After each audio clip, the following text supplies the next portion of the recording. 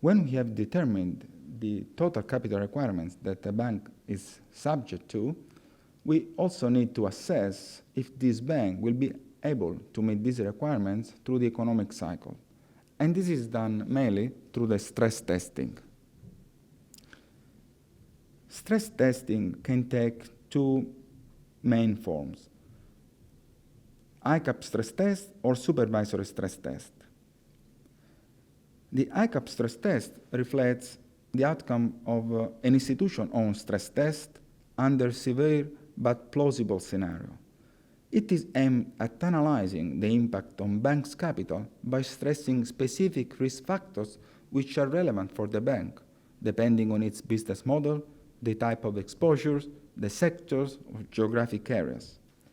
Regarding supervisory stress test, we can have an anchor scenario stress test or a system-wide stress test.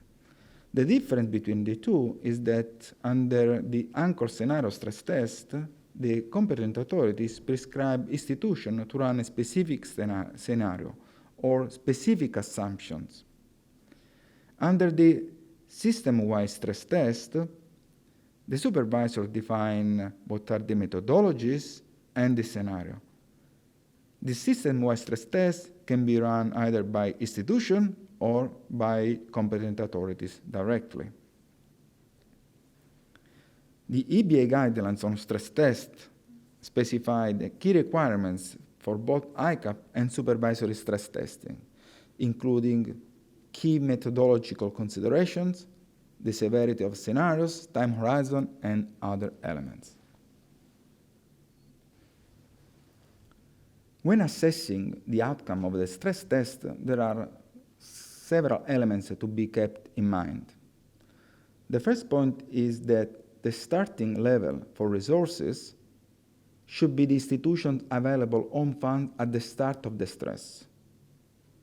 And then, looking at the outcome, supervisors should look in particular at the overall capital requirements under the baseline scenario of a forward-looking time horizon of at least 2 years, where the baseline scenario is basically the expected economic scenario. And concerning the TSCR, competent authorities need to look at it in particular under the adverse scenarios over a forward-looking time horizon of at least 2 years.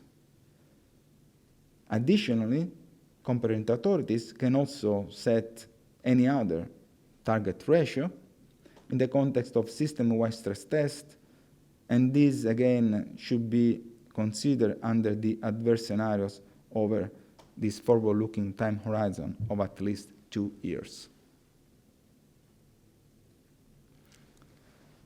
This example shows how it could look like the outcome of stress testing. We have here different stress testing, ICAP and supervisory stress testing, under both the baseline scenario and the adverse scenario. As we said before, we should not expect any breach of the overall capital requirements under a baseline scenario, unless this is justified by a particular downward outlook for the economy, like, for example, a recession.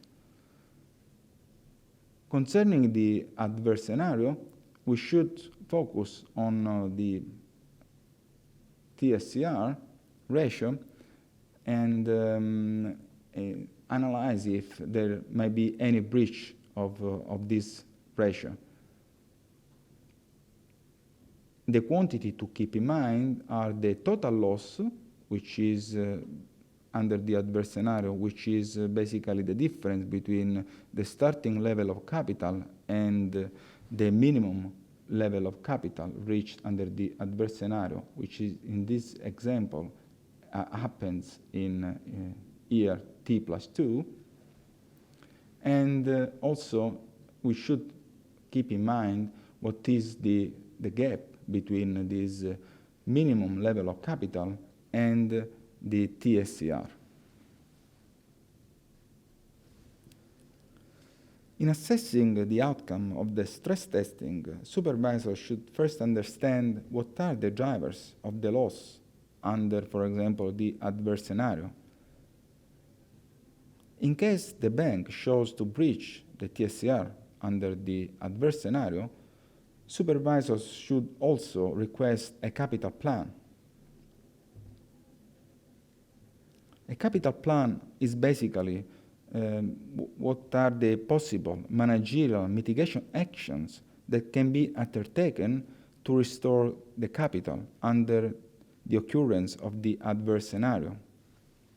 And competent authorities should review the content of this capital plan in order to understand the credibility and the feasibility of this capital plan.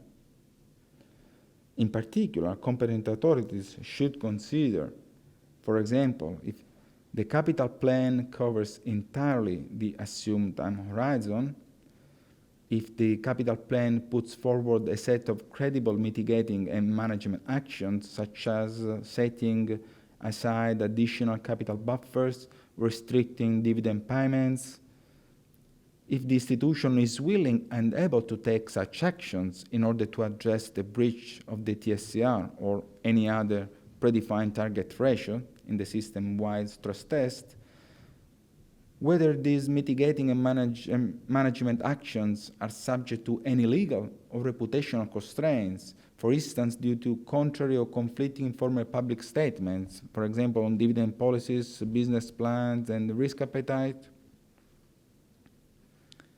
And the probability that mitigating and management action would enable the institution to fully meet its TSCR over the time horizon or any predefined target ratio in the specified time horizon. And finally, if the proposed actions are broadly in line with macroeconomic considerations and with future regulatory changes which may affect an institution in the scope and the timeline of the assumed adverse scenario.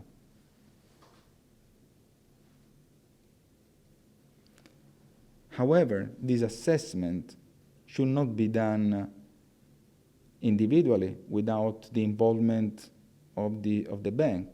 Indeed, supervisors should engage in the dialogue with the institution to understand exactly what are the rationale behind the plan and what the mitigation action could be.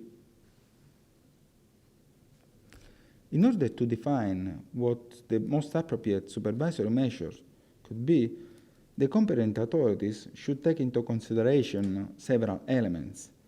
Among them, we mention the types of the adverse scenario considered, including, as we said before, the severity and the plausibility and probability of the occurrence of these scenarios, the time horizon, and the occurrence of the breach compared to the starting point.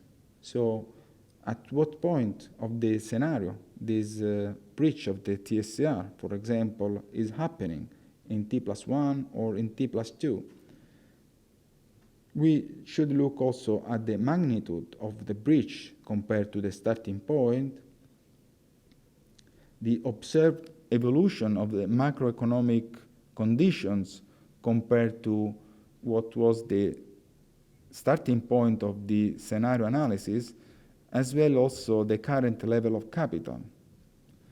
What could be also the position of the macroprudential authorities with respect to the breach of the combined buffer under the assumed baseline scenario?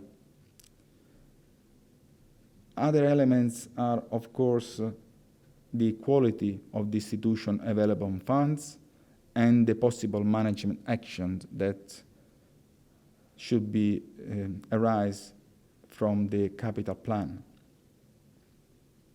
However, if